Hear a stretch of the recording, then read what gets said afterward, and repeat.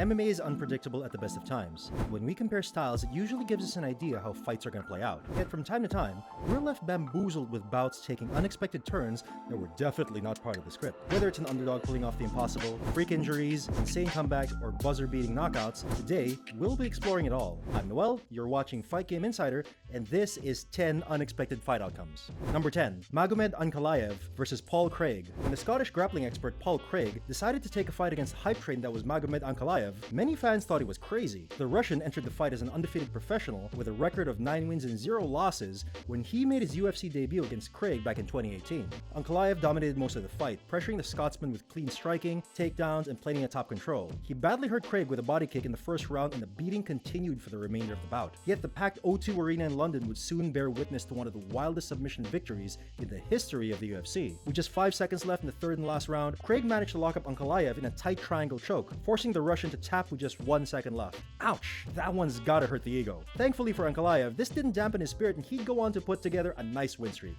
Number 9. Sean O'Malley versus Marlon Vera.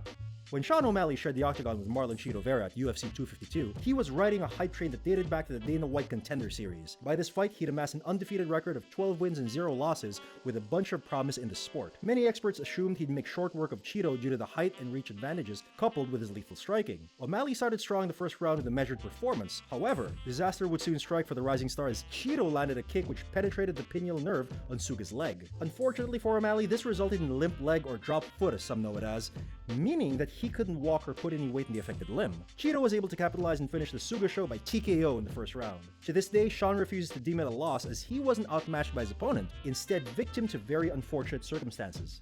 Number 8. Ed Herman versus Mike Rodriguez.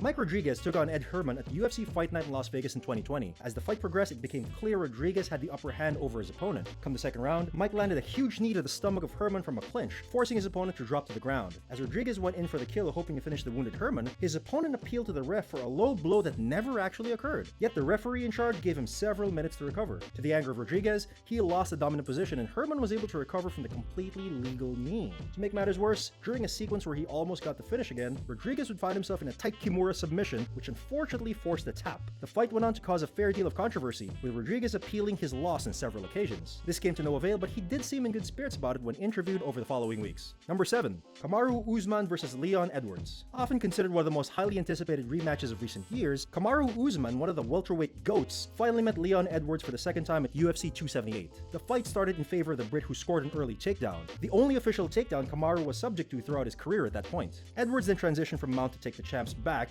and held it for the remainder of the round, claiming a strong start for the underdog. As the fight went on, Usman began to increase the pressure with Edwards seemingly folding as it got deeper into the bout. By the final round, the challenger appeared to have given up, knowing the only way he could leave with the title was through securing a finish. With just under a minute to go following a beautiful setup, Leon landed a devastating head kick flush, knocking Usman out cold. Often considered the greatest KO of 2022 and made popular by the headshot dead post-fight speech, this one will for sure go down in the history books. Number 6. Kimbo Slice versus Petrielli.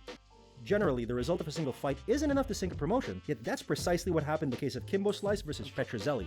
Since transitioning to the sport of MMA, Kimbo became a massive name in the community following viral internet videos of his backstreet brawls. Signed to Elite XC, Slice was set to face off against Ken Shamrock on October 4, 2008. Yet with just hours to go, Shamrock pulled out of the fight. In a last-ditch attempt to keep their new star on the card, Seth Petrielli stepped in last minute ready to go. Experts concluded there was no way Petrielli would win and deemed it a safe bet for the promotion. As the story goes, Seth, who was more of a wrestler than a striker, was allegedly told by Elite XC to stand and bang with Kimbo, making it more likely for their golden boy to get the W. However, Destiny had other plans as Seth went out there and finished Kimbo by knockout just seconds into the first round, during a sequence where Kimbo recklessly pressed forward. A few weeks after the event, Elite XC announced to the world that the promotion would cease operations. What was the best thing to come of this ordeal? 100% gotta be the Dana White reaction. That's fucking illegal. Number 5. Joaquin Buckley versus Impa Kasanganay. Impa Kasanganay made his official UFC debut in August 2020 after 2 impressive wins on Dana White's Contender Series. Following a win over Maki Pitolo, he was matched against Joaquin Buckley the following October. As the fight began, both men were neck and neck in terms of striking. By the end of the first round, fans in the arena were under the impression that they were in for a 3-round thriller. Yet shockwaves would echo throughout the MMA community just minutes into the second round. Kasanganay managed to grab hold of Joaquin's leg from a failed kick attempt, but to the surprise of everyone, Buckley capitalized capitalized on the position by executing a perfect spinning kick that sent Kasanganay crumbling to the canvas and wondering what day it was. The knockout was so iconic that even Dana White took to Twitter to congratulate Buckley on his performance, writing, "Is this the greatest KO in UFC history?" Number 4. Scott Smith versus Pete Sell. The finale of the 4th series of The Ultimate Fighter produced one of the wildest knockouts witnessed on the show. Scott Smith faced off against Pete Sell in a highly anticipated fight, with a UFC contract on the line for the victor. After various back and forths in the first round, Sell began to assert his dominance in the second. About halfway through, he landed a huge shot to Smith's sternum, stunning him momentarily. Appearing that Smith was hurt, as Sell rushed in for the kill, something unimaginable happened. Still clutching his stomach as Sell got within striking distance, Smith launched a devastating right hand that landed flush on the jaw, sending Sell to the canvas. To this day, fans question whether or not Smith was playing possum or if he was actually hurt and managed to recover to produce the surprise knockout. Either way, it left us with a classic for the ages and inspired some other well-known playing possum moments. Number 3. Islam Makhachev versus Alexander Volkanovski 2. Islam Makhachev met Alexander Volkanovski for the second time at UFC 294. Makhachev was initially scheduled to face off against Charles Oliveira in their highly anticipated rematch, yet the challenger was forced to pull out last minute due to an injury. While Volk admits he hadn't been doing much training prior to the short notice fight, which he took on less than 2 weeks' notice, the featherweight champ was still confident he could get the job done. After all, controversy was still in the air following the pair's last bout, in which many fans claimed Volk was robbed. I was robbed. When they met for the rematch in Abu Dhabi, to the surprise of everyone, the fight wouldn't make it out of the first round. Islam landed a huge head kick just 3 minutes in, sending the Aussie crumbling to the canvas. The Dagestani followed up with a few ground and pound strikes before the ref stepped in to call it a day. Due to the dominance we'd seen from Volk throughout his career, this result was expected by no one, especially as the narrative was that Volk had a stand-up advantage, whilst Islam was better on the ground. Alex is due to take on Ilia Topuria for the featherweight strap early next year. How do you think he bounces back? Let us know in the comments. Number 2. Israel Adesanya versus Sean Strickland. After an emphatic win over his longtime nemesis Alex Pereira, Israel Adesanya was able to reclaim his middleweight title at UFC 287. Having already beaten most of the top competitors, Izzy's next fight would come against America's own Sean Strickland. Many experts were quick to count Strickland out, claiming Izzy was just too good and versatile. The fight lead-up was full of heated engagements, with Sean fully leaning into the dog jokes. Long story, the pair finally met at UFC 293 in September, but things would play out a little different to how many expected. After dropping the champ in the first round, almost leading to the finish, this set the tone for the remainder. Strickland pressured Izzy the entire fight with his modified Philly shell. 5 whole rounds, constantly moving forward with Izzy on the back foot, the champ was clearly having trouble getting his shots off. By the 5th, it was clear. Izzy got the finish, we'd see a new middleweight champ crowned. Strickland continued his perfect game plan until the final bell. This decision victory would become one of the greatest upsets of modern-day MMA. Number 1. Jorge Masvidal versus Ben Askren.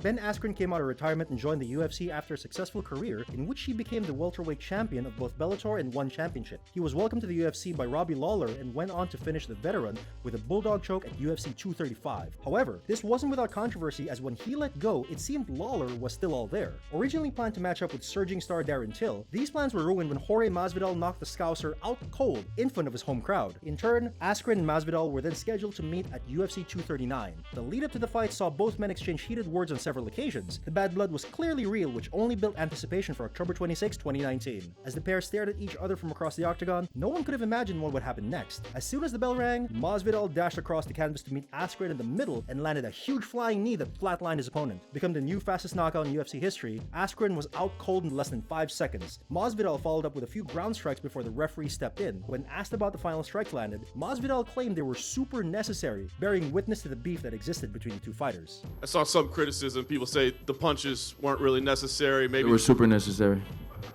Why were they necessary? What do you mean, why were they not necessary? And that just about wraps it up for today's video. Were there any you think we missed? Let us know in the comments. If you're new here, be sure to subscribe and head kick the bell icon to never miss a new upload. I'm Noel, and until next time, see ya!